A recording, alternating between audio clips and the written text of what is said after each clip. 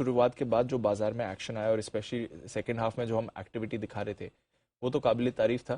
तो अब ये जो ग्लोबल मूड माहौल थोड़ा उतना अच्छा नहीं रहा जितना एक्सपेक्ट किया था, क्या ये असर ला सकता है? लाएगा दीप। और क्यों लाएगा, उसकी रीजन ये कि हम रिकवर कर रहे हैं, लेकिन इस रिकवरी में अगर आप कल शुरुआती 1-1.5 घंटे का ट्रेड देखें तो कल कोई वजह ऐसी नहीं थी कि आप लाल निशान में फिसले।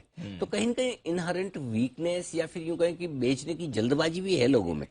नो डाउट कल हम डे हाई पर जाकर बंद हुए, अच्छी खरीदारी हुई, स्क्रीन पर बढ़े, वो कॉन्फिडेंस बढ़ाने वाली है। सो कल के सेशन को आपको दो तरीके से देखना है, एक सुबह वाला 1.5-2 घंटा और एक बाकी का सेशन। सो बाकी के सेशन से आपको एक चीज समझ में आती है कि डे हाई पर आप बंद हो रहे हैं, गैप से नीचे खुलेगा, इंपॉर्टेंट सपोर्ट लेवल पर आएगा तो मंथली एक्सपायरी के ठीक एक दिन पहले आपको खरीदना है। लेकिन अगर सिर्फ अभी भी 45 पॉइंट ऊपर आपका डाउ बंद हुआ है, डाउ फ्यूचर्स हरे निशान में 25-50 पॉइंट है, आपकी उम्मीद 250-200 पॉइंट की थी, तो कोई ऐसा खास बिगड़ा नहीं है। फिर एसजीएक्स निफ्टी 80-100 पॉइंट नीचे क्यों है? 80-100 पॉइंट नीचे होने की वजह यही है दीप, और वो रीजनेबली नीचे है, गलत नहीं है।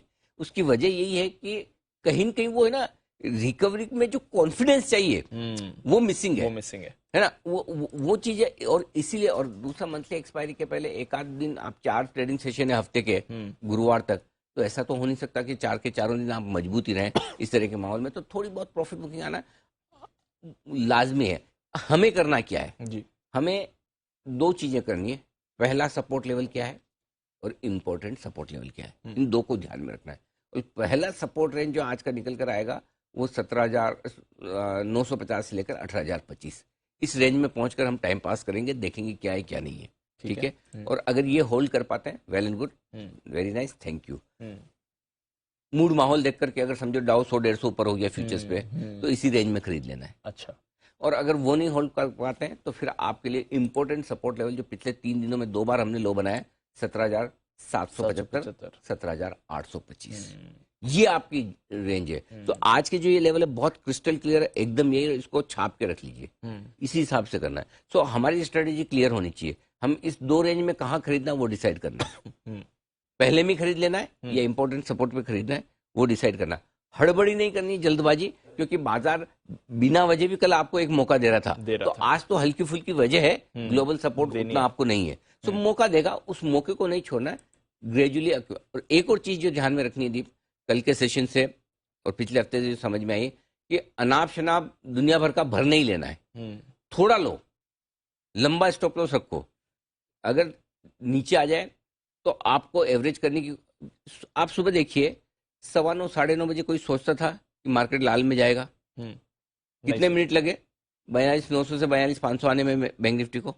और जिस तरह से बैंक निफ्टी पूरे दिन भर लाल में रहा, लास्ट में किसको पता था कि डे हाई पर जाकर बंद होगा? इतनी अच्छी मूव, इतनी अच्छी। सो दोनों तरफ बाजार आपको सरप्राइज भी कर रहा है, शॉक भी दे रहा है। सो सरप्राइज और शॉक वाली सिचुएशन में आराम से खरीदना है, समझ गया, टुकड़ों में खरीदना है, थोड़ा खरीदना है, तो ही आप पैसा बना पाएंगे। आसान ट्रेड नहीं है, मुश्किल ट्रेड है। मतलब वो एक टाइम होता है जहां आया तो लेना ही है, दिमाग नहीं लगाना, वो वाली चीज नहीं है, दिमाग लगाना पड़ेगा। और बेचने में भी सिचुएशन ऐसी है, आप बेच के आराम से खड़े हो, वो सिचुएशन नहीं, वापस रिवर्स भी उस तरह से मार रहा है मार्केट के, आपको हक्का बक्का कर देगा। सो आई थिंक थोड़ा सा सावधानी के साथ ट्रेड करना जरूरी, आज और कल सावधानी बरतिए। हाँ, लेना है सही सपोर्ट लेवल पर, सही लेवल पर एंट्री कीजिए, थोड़ा थोड़ा लीजिए, टुकड़ों में लीजिए। टुकड़ों में ले, ठीक है सर। एक्सपायरी भी आ रही है, एक्सपायरी भी आ रही है, हाँ, साल की आखिरी एक्सपायरी है।